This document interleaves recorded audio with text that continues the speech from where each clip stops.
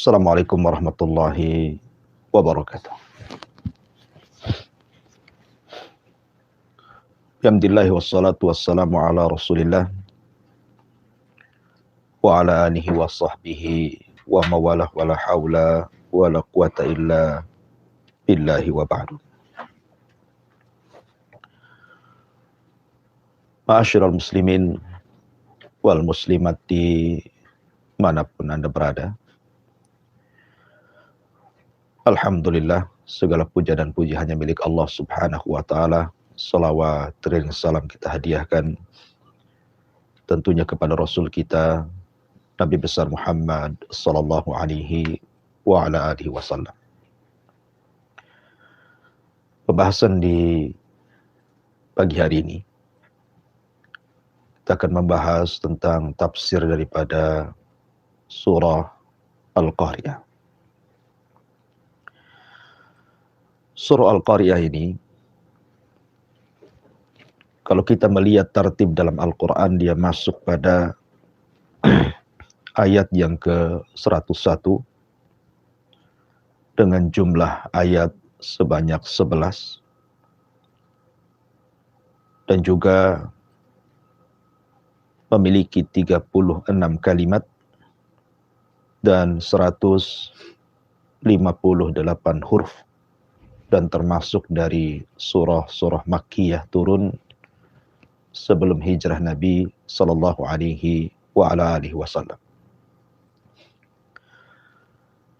Dia turun setelah surah li'ila fi Quraisyin ila fihim rihlatash syita'i was-saif. Dan secara tartib Al-Quran, maka dia jatuh setelah surah Al-Adiyat. Lalu apa hubungan surah Al-Adiyat dengan surah Al-Qariyah? Di akhir surah Al-Adiyat, Allah subhanahu wa ta'ala mengatakan, afala ya'lamu idza bu'thira ma fil kubur.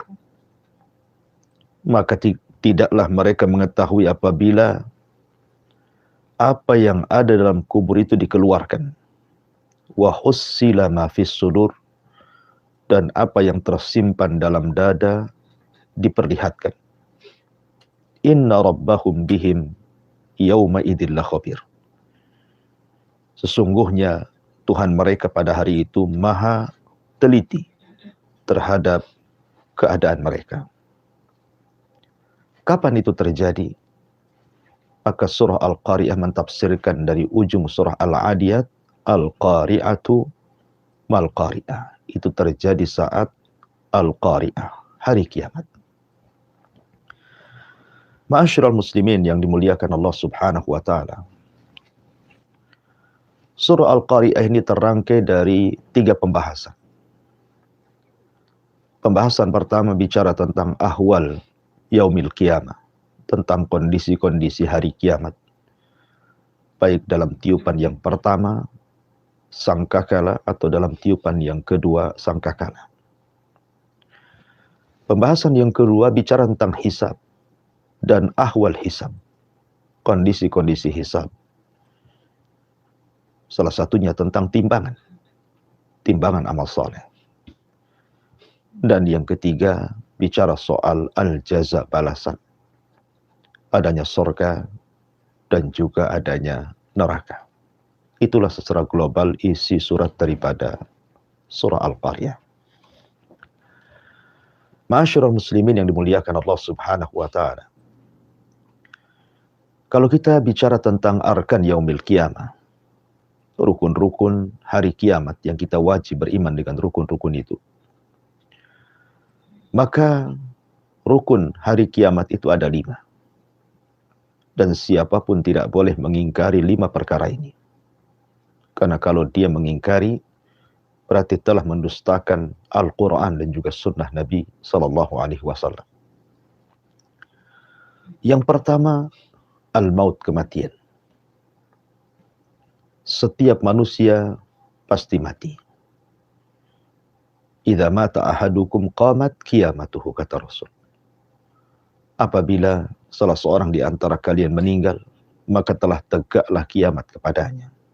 kematianlah kiamat kecil bagi setiap manusia, dan ini yang pasti terjadi kepada manusia karena setiap hari kita melihat adanya kematian. Kemudian yang kedua, alam barzah, hidup setelah kematian di alam kubur. Dan ini terangkai dari 4 pembahasan. Bicara tentang himpitan kuburan, bicara tentang fitnah kubur, bicara tentang azab kubur, dan bicara tentang nikmat kubur. Kemudian yang ketiga, al-hasyru, al-ba'thu wan nusyur. Bicara tentang kebangkitan dan dikumpulkannya manusia di padang mahsyar. Ini rukun yang ketiga, bahwa setiap manusia pasti akan dibangkitkan. Kemudian yang keempat, bicara soal hisab. Di sana ada pembahasan soal timbangan, ada pembahasan soal pembagian catatan-catatan amal, ada pembagian tentang pengumpulan manusia, bicara tentang syafaat dan begitu seterusnya. Dan rukun yang terakhir tentu bicara tentang sorga dan adanya neraka. Lah surah Al-Qiyamah ini merangkum arkanul qiyamah, rukun-rukun tentang adanya kiamat. Baik, kita akan baca dan kita akan berikan sedikit penjelasan tentang surah Al-Qariyah ini. A'udzubillahi minasyaitonirrajim. Bismillahirrahmanirrahim. Al-Qari'atu mal qariyah. Wa ma adraka mal qariyah. Al-Qari'ah. Apakah Al-Qari'ah itu? Dan tahukah kamu apa Al-Qari'ah itu? Allah Subhanahu wa ta'ala mengulang kalimat Al-Qari'ah sebanyak 3 kali. Ini sama dengan kalimat Al-Haqqatu, Mal-Haqqatu, wa ma adraka mal-haqq. Orang-orang Arab apabila hendak mentakkid sesuatu, menguatkan sebuah perkataan, maka selalu diulang-ulang. Dan ini menunjukkan bahwa peristiwa Al-Qari'ah ini bukan peristiwa biasa, karena ditakkid sebanyak 3 kali. Ini sebuah hal yang pasti terjadi. Al-Qari'ah itu diambil daripada Al-Qara'u, sesuatu yang menakutkan dalam hati setiap makhluk, bukan hanya manusia, semua makhluk yang Allah ciptakan. Karena Al-Qari'ah itu adalah suara, dentuman, atau suara peristiwa besar yang sangat memekakkan telinga, menakutkan hati, dan pengaruhnya kepada semua makhluk yang Allah Subhanahu wa ta'ala ciptakan. Mempengaruhi gunung-gunung, mempengaruhi lautan, mempengaruhi langit, bintang-bintang, binatang, manusia, jin, malaikat. Semua terpengaruh dengan Al-Qari'ah. Lalu apa Al-Qari'ah itu sendiri? Sebagian ahli tafsir mengatakan bahwa Al-Qari'ah adalah suara yang keluar dari sangkakala Israfil.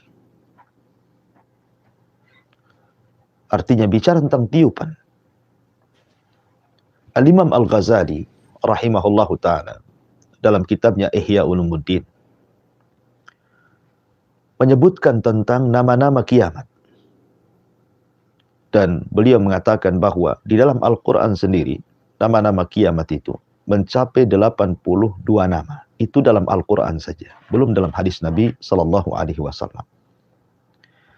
Dan setiap nama itu terpecah padanya sifat. Terkadang ada 1 sifat, terkadang ada 2 sifat. Artinya masing-masing nama itu berbicara tentang peristiwa yang berbeda, yang bicara tentang kengerian hari kiamat. Contoh saja umpamanya At-Tamah. At-Tamah adalah peristiwa yang sangat menakutkan, yang akan menghantam setiap manusia. Atau As-Sakha, teriakan-teriakan.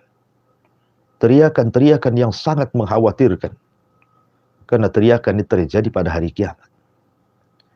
Atau As-Sa'ah, di mana kiamat itu datangnya secara tiba-tiba, menghancurkan alam semesta. Termasuk juga Al-Qariyah di sini. Sebuah suara yang menakutkan telinga, memecahkan gendang-gendang telinga, dan mengkhawatirkan setiap makhluk yang memiliki hati. Tadi saya sudah katakan bahwa Al-Qariyah ini pengaruhnya kepada seluruh makhluk Allah Subhanahu wa Ta'ala. Apabila datang Al-Qariyah, maka gunung-gunung akan dihancurkan. Bahkan gunung yang sekokoh itu akan diterbangkan. Bahkan akan dihancurkan seperti kapas yang berhamburan. Lautan yang menjulang, yang seolah tidak bertepi, akan ditumpahkan lautannya dan akan dinyalakan. Bahkan bintang-bintang akan berjatuhan. Kemudian bumi akan digempakan, langit akan digulung, manusia akan dimusnahkan, jin akan dimusnahkan, termasuk juga para malaikat. Semua makhluk tidak ada yang tersisa kecuali yang dikecualikan Allah Subhanahu wa Ta'ala. Ma'asyiral muslimin yang dimuliakan Allah Subhanahu wa Ta'ala. Lalu berapa kali Al-Qariyah itu terjadi? Suara yang keluar dari moncong sangkakala Israfil yang memekakkan telinga, menghancurkan gendang, dan membuat khawatir seluruh manusia. Sebagianlah mengatakan bahwa itu terjadi sebanyak 3 kali. Dan ada juga yang mengatakan terjadi sebanyak 2 kali. Adapun yang mengatakan 3 kali, maka tiupan itu terbagi menjadi 3, di mana tiupan pertama tiupan kejutan, yang kedua tiupan kematian, dan yang ketiga tiupan kebangkitan. Akan tetapi pendapat yang kuat wallahu a'lam bahwa tiupan itu 2 kali. Di mana tiupan yang pertama, Al-Qariyah yang pertama, adalah tiupan yang menjadikan manusia terkejut kemudian mati. Dan tiupan atau Al-Qariyah yang kedua, di mana manusia akan dibangkitkan. Dan dua-duanya sangat menakutkan. Dua-duanya sangat mengkhawatirkan. Tentunya bagi orang-orang kafir. Karena orang-orang yang beriman, mereka tidak tersentuh dengan tiupan sangkakala pertama. Karena sebelum terjadinya tiupan itu, Allah Subhanahu wa Ta'ala akan kirim angin yang sangat dingin, kemudian masuk ke ketiak setiap orang mukmin yang memiliki iman sebiji darah, kemudian Allah wafatkan. Sehingga yang terjadi, yang masih hidup hanyalah orang-orang kafir. Dan Nabi SAW bersabda, La taqumus sa'ah illa ala syiraril khalqi. Tidak mungkin tegak hari kiamat kecuali terjadi kepada manusia yang paling buruk yang ada di permukaan bumi. Dan merekalah orang-orang kafir. Ma'asyiral muslimin yang dimuliakan Allah Subhanahu wa Ta'ala. Adapun tiupan yang kedua, orang-orang yang beriman, mereka tidak sekhawatir sebagaimana khawatirnya orang-orang kafir. Yang Allah katakan, yauma yafirrul mar'u min akhi wa ummihi wa abi wa sahibatihi wa bani likulli imri'in minhum yauma idzin sya'nu yughni. Di mana orang lari dari saudaranya, orang lari dari pasangannya, orang lari dari ibu bapaknya. Manusia sibuk masing-masing memikirkan keselamatan mereka sendiri. Dan kondisi ini terjadi kepada orang-orang kafir. Adapun orang-orang yang beriman, maka mereka mengatakan, hadza ma wa'adana ar-rahman wa sadaqal mursal. Inilah yang dijanjikan Allah, dan benarlah ucapan para rasul. Walladzina amanu wattaba'athum dzurriyyatuhum biimanin alhaqna bihim dzurriyyatahum. Karena orang-orang yang beriman, yang ditularkan keimanannya kepada keluarga besarnya, kepada anak dan cucunya, nanti pada hari kiamat, mereka akan dikumpulkan, sehingga akan membuat tenang kondisi mereka tidak secemas orang-orang kafir yang mengatakan, ya wailana, man ba'athana min marqadina. Celaka kami, siapa yang membangkitkan kami dari tidur-tidur kami. Akhirnya mereka pun seperti orang mabuk tidak punya akal dan seperti orang lemah. Makanya nanti Allah katakan, kal farashil mabthus. Kondisi mereka seperti laron yang berteberangan, yang berhamburan ke sana kemari. Dan kita tahu laron adalah makhluk yang lemah dan sedikit berakal. Karena apabila ada cahaya, mereka akan terbang tanpa aturan dan akan menabrak satu dengan yang lainnya. Dan mereka akan jatuh. Seperti itulah orang-orang kafir pada hari kiamat, seperti laron mereka berjatuhan ke dalam neraka. Na'udzubillah, thumma na'udzubillah. Ma'asyiral muslimin yang dimuliakan Allah subhanahu wa ta'ala. Al-qari'atu mal-qari'ah. Wa ma adraka mal-qari'ah. Kalimat adrak berbeda dengan kalimat yudrik. Sebab kalimat adrak itu biasanya ada jawaban setelahnya. Kecuali dalam satu ayat dalam Al-Quran, al-haqqatu mal-haq wa ma adraka mal-haq. Tapi umumnya kalimat adrak, apabila Allah subhanahu wa ta'ala mengatakan, wa ma adrak, berarti setelahnya pasti ada jawabannya. Artinya Allah memberikan pengetahuan kepada kita. Apa yang dimaksud dengan adrak? Berbeda dengan yudrik, fi'lul mudhari. Maka biasanya setelahnya Allah tidak memberitahu. Karena pengetahuannya hanya ada pada Allah subhanahu wa ta'ala. Sebagaimana di sini Allah mengatakan, wa ma adraka mal qariyah.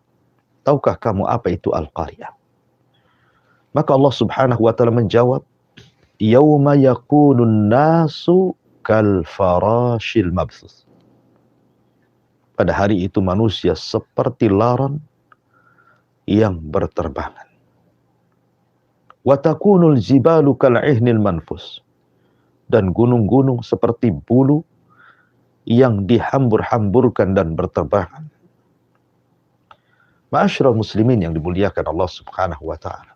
Inilah kondisi ahwal kiamat. Kondisi manusia saat terjadi kiamat. Di mana dua makhluk Allah subhanahu wa ta'ala ciptakan dan dua-duanya sangat kokoh. Gunung yang sangat menjulang, apalagi gunung-gunung di Arab. Isinya hanya batu yang sangat kokoh luar biasa. Belum lagi pasak yang menancap ke bumi. Tetapi makhluk sebesar gunung, sekokoh gunung pun tetap bagi Allah subhanahu wa ta'ala lemah. Dia dibuat oleh Allah subhanahu wa ta'ala seperti barang yang tidak berbobot. Barang yang tidak memiliki berat. Bagaikan kapas yang berhamburan. Kemudian makhluk yang kedua, manusia yang lebih kuat dibandingkan gunung. Karena mampu meratakan gunung. Pun manusia menjadi lemah. Manusia makhluk yang jadi lemah di hadapan Allah subhanahu wa ta'ala seperti laron yang berhamburan. Dua makhluk yang kokoh ini dihancurkan oleh Allah subhanahu wa ta'ala. Ma'asyiral muslimin yang dimuliakan Allah subhanahu wa ta'ala. Tentunya ketika Allah subhanahu wa ta'ala menghancurkan alam semesta ini, tidak lain dan bukan karena kemurkaannya. Sebab kali Allah subhanahu wa ta'ala murka, maka Allah subhanahu wa ta'ala akan menjadikan lautan-lautan berhamburan ke daratan. Bahkan Allah akan nyalakan. Apabila Allah subhanahu wa ta'ala murka, idza zulzilatil ardu zilzalaha. Allah akan membuat gempa di bumi. Ini bukan hanya satu tempat, tapi satu bumi Allah gempakan. Apabila Allah subhanahu wa ta'ala murka, maka bintang-bintang akan dijatuh-jatuhkan, ditabrak-tabrakan. Apabila Allah subhanahu wa ta'ala murka, maka langit akan digulung. Manusia akan dimusnahkan. Jin akan dimusnahkan. Bahkan malaikat pun akan diwafatkan. Lalu, bagaimana kondisi alam semesta yang sudah dihancur-hancurkan ini? Itulah hari kiamat. Kita bisa lihat hari ini. Kondisi lautan yang sangat indah. Lalu pada hari itu, kemana lautan? Kemudian kita bisa melihat bangunan-bangunan yang menjulang di hadapan kita. Rumah-rumah yang tingkat, apartemen-apartemen. Pada hari kiamat, mereka atau makhluk itu semua akan dihilangkan. Kemana mereka pergi? Kemana mereka hancur? Bahkan bintang-bintang yang kita lihat hari ini sangat menghiasi langit. Pada hari kiamat akan hilang. Lalu kemana bintang pergi? Tentu akan dihancurkan oleh Allah Subhanahu wa ta'ala. Itulah kondisi mengerikan pada hari kiamat yang setiap mukmin dan muslim wajib mengimani tentang kedatangannya. Ma'asyiral muslimin yang dimuliakan Allah Subhanahu wa ta'ala. Yauma yakunun nasu kal farash al-mabthus. Pada hari itu manusia seperti laron yang berterbangan.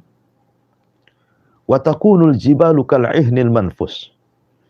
Bahkan gunung-gunung seperti bulu yang dihambur-hamburkan.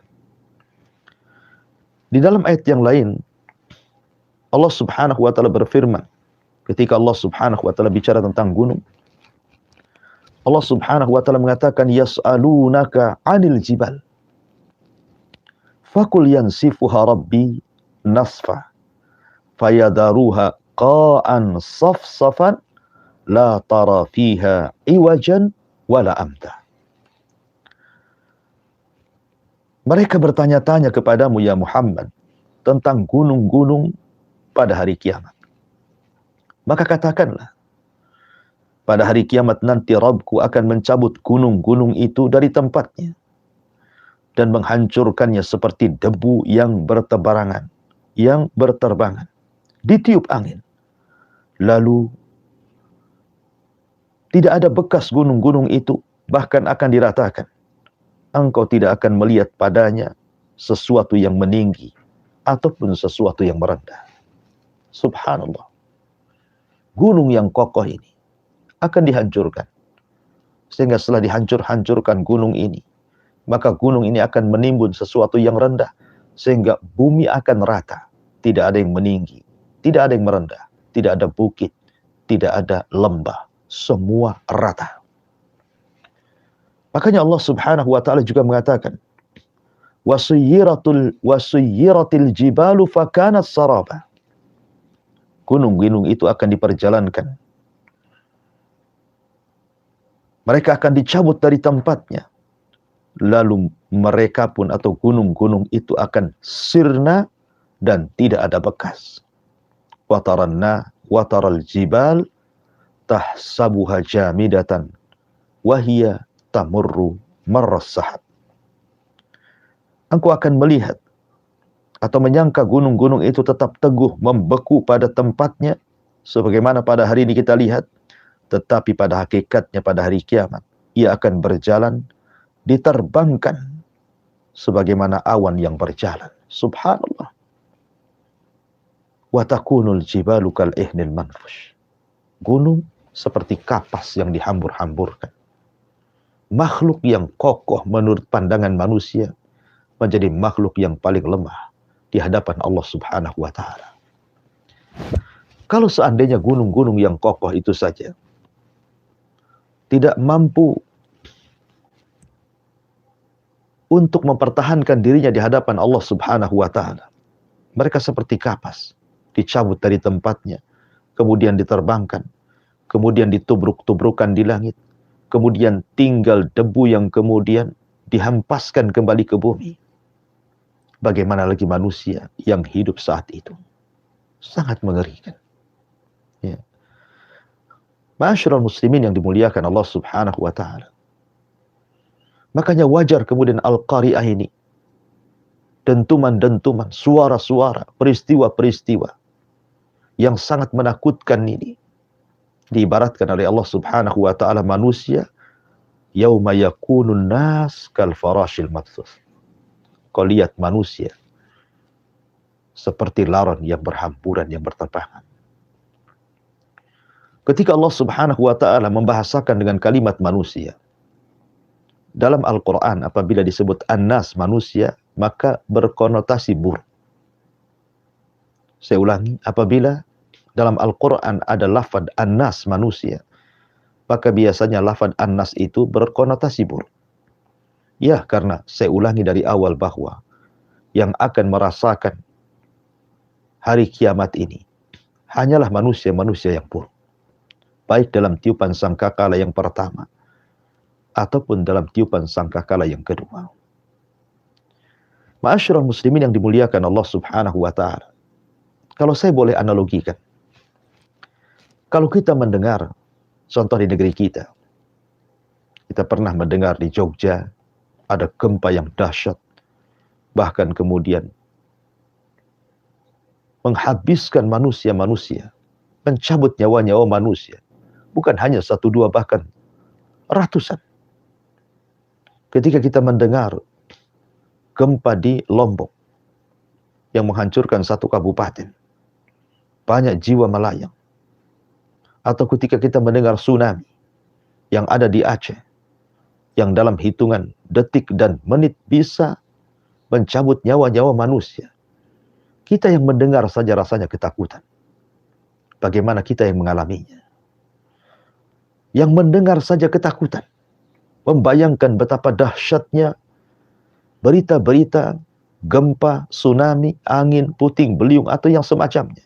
Bagaimana yang merasakan? Maka pada hari kiamat, kita akan merasakannya. Tentu, bagi orang-orang yang syirarul khalqi, seburuk-buruk manusia. Karena orang-orang yang beriman, sekali lagi saya katakan, mereka sudah wafat sebelum terjadinya kiamat yang pertama. Begitu juga pada hari kiamat yang kedua, tiupan yang kedua. Orang-orang yang beriman, mereka akan tenang karena mereka yakin itulah janji yang Allah janjikan kepada mereka dan yang dihabarkan Nabi SAW kepada mereka. Tapi orang kafir mengalami kebingungan yang luar biasa.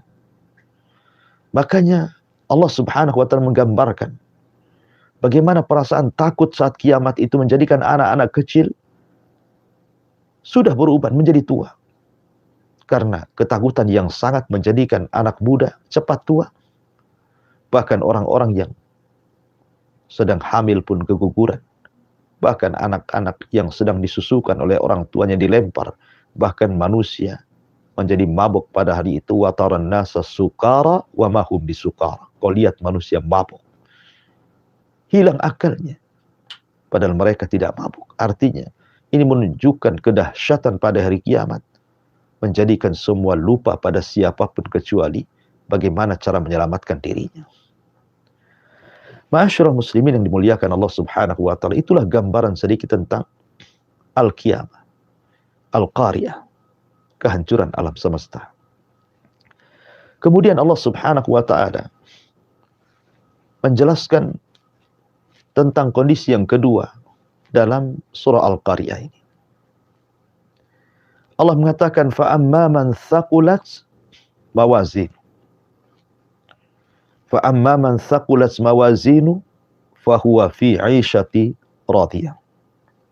Wa amma man khaffat mawazinu fa ummuhu hawiyah. Adapun orang-orang yang berat timbangannya, maka dia berada dalam kehidupan yang sangat menyenangkan. Ma'asyiral muslimin yang dimuliakan Allah Subhanahu wa taala. Ketika manusia dikumpulkan di padang mahsyar, kemudian matahari didekatkan di atas kepala 1 mil. Kemudian manusia akan bercucuran keringatnya dan disesuaikan dengan amalnya. Ada yang tenggelam dengan keringatnya 1 pusar, ada yang tenggelam dengan keringatnya 1 dada, ada yang tenggelam 1 leher, bahkan ada yang tenggelam semuanya berdasarkan amal-amal mereka selama di dunia. Kepanasan yang luar biasa. Mereka berdiri tanpa duduk dan berbaring menghadap Rabb-Nya. Berapa lama mereka berdiri pada hari kiamat? Maka Allah Subhanahu wa taala menjelaskan khamsina alfasana, 50.000 tahun. Mereka akan berdiri menghadap Rabb Allah Jalla fi'ula. Tapi apakah kemudian khamsina alfasana ini, 50.000 tahun ini berlaku kepada seluruh manusia ataukah kepada orang-orang kafir saja? Maka para ulama menjawab bahwa tidak semua orang yang berdiri pada hari kiamat di padang mahsyar itu mereka harus tinggal selama khamsina alfasana, 50.000 tahun. Tidak. Ada yang sama sekali mereka tidak berdiri, bahkan ketika dibangkitkan dari kuburannya mereka langsung direct masuk ke dalam surga. Mereka lah orang-orang yang tidak merasakan azab ataukah tidak merasakan hisab. Mereka orang-orang yang tidak dihisab dan diazab. Sebagaimana hadis Nabi SAW ketika menceritakan 70.000 orang yang masuk surga tanpa hisab dan juga tanpa adab. Mereka orang-orang yang tidak minta ruqyah, tidak minta dikai, tidak tatayur, dan senantiasa bertawakal kepada Allah Subhanahu wa Ta'ala. Ada yang mereka dihisab, tapi dengan hisab yang mudah, sehingga mereka tidak lama. Ada yang dihisab dengan hisab yang sulit, dan begitu seterusnya. Tetapi yang jelas bahwa khamsina alfasan akan berlaku kepada orang-orang kafir. Mereka akan kesulitan di situ menghadapi peradilan Allah Subhanahu wa Ta'ala. Kemudian masuklah mereka pada proses hisab. Salah satunya adalah, di sini Allah jelaskan, di antaranya adalah proses timbangan. Lalu apa yang ditimbang? Sebagian para ulama mengatakan bahwa yang akan ditimbang adalah badannya, kemudian amalannya, kemudian catatannya. Adapun badannya berdasarkan hadis Abdullah ibn Mas'ud radhiyallahu anhu, ketika dia naik ke atas pohon kurma, tiba-tiba kemudian betisnya tersingkap dengan angin. Maka para sahabat mentertawakan kedua betis Abdullah ibn Mas'ud yang sangat-sangat kurus, ibarat tulang berbalut kulit, tidak ada daging. Tapi Nabi SAW mengatakan, janganlah kalian tertawakan kedua betis Abdullah ibn Mas'ud, sebab kalau keduanya ditimbang di hadapan Allah, jauh lebih berat dibandingkan gunung Uhud. Ma'asyiral muslimin yang dimuliakan Allah Subhanahu wa Ta'ala. Kemudian juga yang akan ditimbang amalannya. Kalau ada yang bertanya, bagaimana perkara yang tidak bisa dilihat, kemudian bisa ditimbang? Ma'asyiral muslimin yang dimuliakan Allah Azza wa Jalla. Maka tidak ada yang mustahil bagi Allah. Walaupun amal itu tidak bisa dilihat, bagaimana bentuknya. Tetapi Allah Subhanahu wa Ta'ala bisa saja merubah amal itu menjadi sebuah zat yang bisa ditimbang. Makanya Rasul sallallahu alaihi wasallam mengatakan, walhamdulillah tamla'ul mizan. Dan ucapan alhamdulillah yang diucapkan manusia dengan ikhlas akan memberatkan timbangan. Rasul mengatakan, kalimatani khafifatani ala lisani thaqilatani fil mizani subhanallah wa bihamdihi subhanallahil azim. Dua kalimat yang ringan di lisan, tetapi memberatkan timbangan, dicintai Ar-Rahman. Itulah ucapan subhanallah wa bihamdihi subhanallahil azim. Bahkan sesuatu yang paling memberatkan timbangan pada hari kiamat, kata Nabi SAW, ahasinuhum khuluqa, orang yang akhlaknya baik. Dan banyak riwayat-riwayat bahwa amal soleh itu memberatkan timbangan. Termasuk juga catatannya akan ditimbang. Di mana 3 perkara ini akan ditimbang di hadapan Allah Subhanahu wa Ta'ala. Dan amal soleh itu, kita tahu bahwa lipatan-lipatannya sangatlah banyak. Ada amal soleh itu, satu amalan 1 pahala, satu amalan 10 pahala, satu amalan 700 pahala. Bahkan satu amalan tidak berbanding pahalanya. Sebagaimana Allah mengatakan, innama yuwaffas sabiruna ajrahum bighairi hisab. Orang-orang yang sabar, pahalanya tanpa batas. Artinya semakin banyak beramal, itulah yang menentukan beratnya timbangan. Bukan karena badan yang gemuk, bukan. Tapi yang menentukan beratnya timbangan adalah banyaknya amal. Lalu, orang-orang yang ringan timbangannya, bukankah satu dosa itu satu perbuatan maksiat itu satu dosa? Tidak sebagaimana pahala, ada yang dilipat gandakan 1, dilipat gandakan 10, dilipat gandakan 700 kali lipat, bahkan tidak ada lipatannya saking banyaknya. Dan ketika ditimbang kemudian berat amal keburukannya, menunjukkan bahwa orang ini orang jahat, ahli maksiat, karena setiap maksiat itu cuma 1 balasannya. Tapi kenapa bisa memberatkan timbangan? Berarti menunjukkan orang ini memang tidak punya amal saleh selama dia hidup di dunia. Makanya kemudian balasannya juga berbeda. Allah mengatakan, adapun yang berat timbangan amal kebaikannya, fahuwa fi isyatir radiyah, maka dia akan diberikan kehidupan yang sangat memuaskan, yang sangat menyenangkan. Subhanallah. Ibarah Al-Quran ketika Allah mengatakan fi isyatir radiyah, bukan ditunjukkan kepada fa'ilnya, pelakunya, tetapi kepada kehidupannya. Karena kalau ditunjukkan kepada pelakunya, maka boleh jadi dia senang, tapi orang lain tidak senang. Tapi ketika kemudian dinasabkan kepada kehidupan, artinya semua menyenangkan di dunia ini. Terkadang satu sisi menyenangkan, sisi lain tidak menyenangkan. Dalam satu keluarga, terkadang istri menyenangkan, anak pula tidak menyenangkan. Anak menyenangkan, istri menyenangkan, tetangga pula tidak menyenangkan. Anak, istri, tetangga menyenangkan, teman pula di kantor tidak menyenangkan. Atau mungkin kesehatan kita tidak menyenangkan. Atau cuaca tidak menyenangkan. Atau rumah tidak menyenangkan, kendaraan tidak menyenangkan, dan begitu seterusnya. Di dunia ini darul bala. Tempat di mana orang akan diuji, ada saja sesuatu yang tidak menyenangkan manusia. Tapi kelak di sorga, semua akan menyenangkan. Semua akan menyenangkan. Anak-anak akan menyenangkan. Pasangan akan menyenangkan. Kemudian juga orang-orang yang di sekitar kita akan menyenangkan. Tidak ada yang menyulitkan.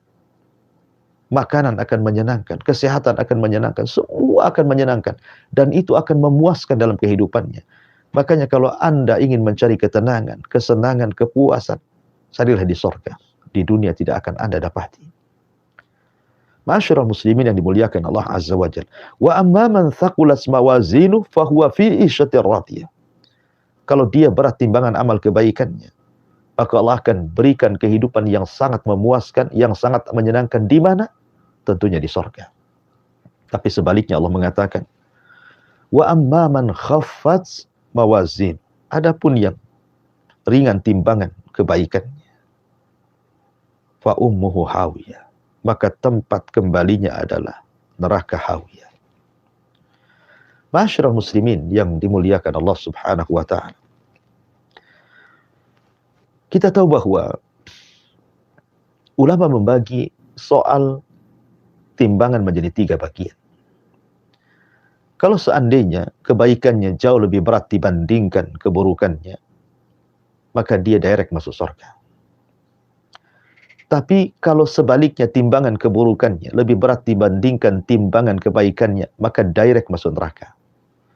Tapi kalau seandainya timbangannya sama, 50-50, 50% kebaikannya, 50% keburukannya, maka ini dikembalikan kepada tahta masyiatillah, di bawah kehendak Allah Subhanahu wa taala. Kalau Allah mau, Allah masukkan ke dalam surga. Tapi kalau Allah mau, Allah masukkan dulu ke neraka, diadab dulu, dibersihkan dosa-dosanya, baru kemudian dimasukkan ke dalam surga karena syafaat atau karena rahmat Allah Subhanahu wa taala. Maka di sini orang-orang yang buruk timbangannya, yang berat timbangannya, maka sudah disediakan satu neraka kepadanya. Kemudian Allah mengatakan, wa ma adraka ma hiya. Tahukah kamu apa neraka hawiyah itu? Maka Allah mengatakan, narun hamiyah. Neraka yang apinya sangat panas sekali. Kata-kata fa ummuhu. Ummu itu dalam bahasa Arab artinya ibu. Seolah-olah Allah ingin mengatakan bahwa neraka itu bagikan ibu bagi anak yang masuk ke dalamnya. Artinya tidak akan dilepaskannya. Orang-orang yang masuk neraka, neraka tidak akan melepaskannya. Neraka akan mencengkramnya. Neraka akan mengadabnya. Tapi ada juga yang mengatakan fa ummuhu, artinya orang yang dimasukkan ke dalam neraka itu ala ummi ra'si, artinya kakinya di atas dan kepalanya di bawah. Apabila orang kemudian terjatuh dari titian siratal mustaqim, maka yang terjatuh adalah kepalanya dulu dan kakinya di atas, dan akan baru sampai di dasar neraka selama 70 tahun dia melayang-layang. Dan ketika masuk ke dalam neraka, yang sekarang neraka sedang dipanaskan dan dipersiapkan untuk orang-orang yang akan masuk ke dalamnya, maka Allah mengatakan narun hamiyah. Neraka sudah panas dan akan terus dipanaskan. Tentu ini semua diperuntukkan untuk orang-orang yang Allah Subhanahu wa taala telah takdirkan mereka masuk neraka. Oleh karena itulah kita senantiasa berdoa kepada Allah Subhanahu wa taala agar kita dijauhkan dari neraka dan juga adab neraka. Inilah tafsir singkat daripada surah Al-Qari'ah. Mudah-mudahan ada manfaatnya. Saya kembalikan kepada moderator, falyatafaddal mashkura. Baik, Ustaz. Jazakallahu khairan, barakallahu fikum. Terima kasih banyak Ustaz untuk ilmu dina al-Islam yang sangat bermanfaat sekali bagi kita semua, sahabat pendengar Radio Ham FM Batam, kaum muslimin dan muslimah dimanapun Anda semua berada. Alhamdulillah pagi hari ini telah kita simak majelis taklim kita berkah pagi bersama bimbingan guru kita Al-Ustaz Abdul Mairah Hafizullah Ta'ala. Di sisa waktu kita akan bertanya jawab, silahkan kaum muslimin dan muslimah, khususnya sahabat pendengar HAM dimanapun Anda semua berada, kami menyapa Anda. Sahabat Anda dapat mengirimkan pertanyaan berkenaan dengan penyampaian oleh Al-Ustaz pada nomor 081 803 106 106. Pertanyaan yang sahabat kirimkan dapat dalam bentuk pesan singkat atau pesan WhatsApp. Di pagi hari ini ada Ibu Sarah di Hong Kong, Ustaz, yang punya pertanyaan. Ustadz, saya punya kenalan atau temannya. Kalau saya sudah membahas masalah agama ataupun masalah takut kepada Allah dan hari kiamat, teman saya ini kadang tanggapannya itu tidak usah terlalu takut lah, biasa saja. Bagaimana tanggapan saya ketika mendengar penyampaian sedemikian, Ustaz? Ya, alhamdulillah, salatu wassalamu ala rasulullah amma ba'd. Ada yang bertanya, kalau apabila kita menceritakan tentang kiamat, baik kematian, azab kubur, atau kebangkitan, atau hisab, atau neraka, tidak usahlah terlalu khawatir, tidak usah terlalu takut. Apa perkataan seperti ini dibenarkan? Ya, ma'asyiral muslimin yang dimuliakan Allah Subhanahu wa Ta'ala. Agama ini terbagi menjadi dua. Ada pembahasan yang disebut dengan targhib dan ada pembahasan yang disebut dengan tarhib. Ada targhib, ada tarhib. Targhib itu artinya seseorang dihabarkan tentang kabar gembira, tentang adanya nikmat kubur, tentang adanya sorga yang penuh dengan kenikmatan di dalamnya, tentang adanya balasan yang baik. Itu namanya targhib, supaya kita makin semangat bahwa dalam sholat kita, bahwa dalam puasa kita, sedekah kita, haji kita, dan ibadah-ibadah yang lain itu ada balasan. Al-jaza'u min jinsil amal. Tapi ada juga yang sifatnya tarhib, menakut-nakuti. Dengan adanya azab kubur, dengan adanya yaumul mahsyar, dengan adanya neraka dan azabnya. Supaya kita ini tidak lalai. Supaya kita tidak terlena. Supaya kita merasa takut. Jadi takut itu adalah rukun ibadah hati. Ketika kita mendengar ayat-ayat neraka, ketika kita mendengar ayat-ayat azab, maka Nabi SAW terkadang menangis. Para sahabat menangis. Ketakutan mereka. Bahkan sebagian mereka ada yang pingsan. Ya. Bahkan Utsman ibn Affan radhiyallahu anhu apabila diingatkan tentang kuburan, menangis. Kemudian ditanyakan, kenapa Anda menangis wahai Utsman? Dia mengatakan, celaka engkau. Kuburan itu awal manazilil akhirah. Dia awal tempat tinggal kita menuju lubang akhirat. Kalau dia selamat di dalam kuburan, maka akan mudah setelahnya. Kalau dia tidak selamat di kuburan, akan sulit setelahnya. Utsman pun menangis. Bahkan Hasan al-Basri rahimahullahu ta'ala, ketika dihidangkan air putih kepadanya, tiba-tiba dia menangis. Muridnya mengatakan, ya imam, ma tubki, apa yang membuat Anda menangis? Dia mengatakan, celaka engkau. Aku teringat dengan umniyati ahlin nar, dengan angan-angannya penuh neraka. Ketika Allah mengatakan, wa nada ashabun nar ashabal jannah, an afidu alaina minal ma, au mimma razaqakumullah. Ketika berteriak-teriak penduduk neraka kepada penduduk surga dan mengatakan, berikan kepada kami setetes air bersih ataupun apa yang dirizkikan kepada Allah kepada kalian. Penduduk surga mengatakan, innallaha harramahu ma'alal kafirin. Oh, tidak bisa, karena Allah telah haramkan makanan dan minuman surga untuk orang-orang kafir. Hasan al-Basri pun menangis. Jadi tidak elok dan tidak layak orang mengatakan seperti itu. Ya. Harusnya kita ini introspeksi. Tanamkan 3 perkara dari rukun-rukun ibadah hati. Perasaan cinta kepada Allah, perasaan harap kepada Allah, dan perasaan takut kepada Allah Subhanahu wa Ta'ala. Wallahu a'lam. Baik, Ustaz. Jazakallah khairan. Terima kasih banyak Ustaz untuk pencerahannya, untuk menanggapi pertanyaan dari Ibu Saroh di Hong Kong. Insya Allah jadi ini berfaedah bagi kita semua. Satu soalan terakhir Ustaz di pagi hari ini yang kita bawakan ini dari pendengar di Kalimantan Tengah, Bapak Ramadan ya. Bapak Ramadan di Kalimantan Tengah menyampaikan pertanyaan di pagi hari ini. Ustaz, tadi Ustaz ada menyinggung masalah masuk surga, hadir di surga tanpa hisab dan tanpa azab. Yang jadi pertanyaan saya, apakah ada amalan maupun amalan khusus agar seseorang itu bisa masuk surga tanpa hisab dan azab? Ya, alhamdulillah. Salatu wassalamu ala rasulullah amma ba'du. Ada orang-orang yang ditakdirkan oleh Allah subhanahu wa ta'ala masuk hisab, masuk surga karena tanpa ada jalur hisab dan juga tidak diazab. Adakah amalan-amalan yang bisa memasukkan orang ke dalam surga tanpa hisab dan azab? Ya. Di dalam hadis yang ma'ruf ketika Nabi SAW diperlihatkan umatnya pada hari kiamat yang sangat banyak, bahkan melebihi umat Musa dan umat para nabi yang lainnya. Kemudian dikatakan kepada Nabi SAW, di antara umatmu ya Muhammad ada sab'una alfan yadkhulunal jannah bighairi hisabin wala adab. Ada 70.000 dari umatmu akan masuk surga tanpa ada proses hisab dan juga tanpa ada proses adab. Kemudian para sahabat bertanya kepada Rasulullah tentang siapakah 70.000 yang masuk surga tanpa hisab dan adab. Maka Nabi SAW menjawab dan menjelaskan kepada mereka, yang pertama, alladzina la yastarqun. Orang-orang yang tidak minta ruqyah demi menyempurnakan tawakalnya kepada Allah. Kemudian orang-orang layak tahun, orang-orang yang tidak minta dikai pengobatan dengan besi yang dipanaskan dengan api, supaya menyempurnakan rasa takutnya kepada Allah, tidak takut kepada itu.